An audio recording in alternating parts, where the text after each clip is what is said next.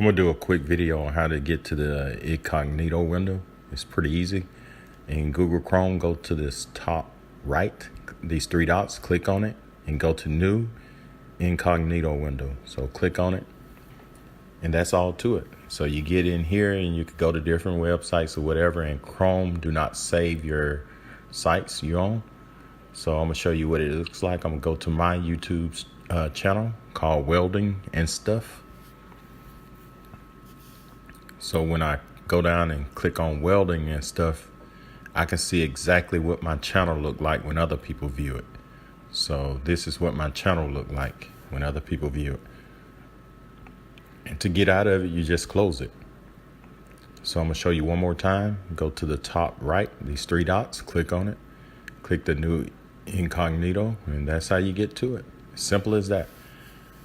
So if this video helped, subscribe to my channel and have a great day.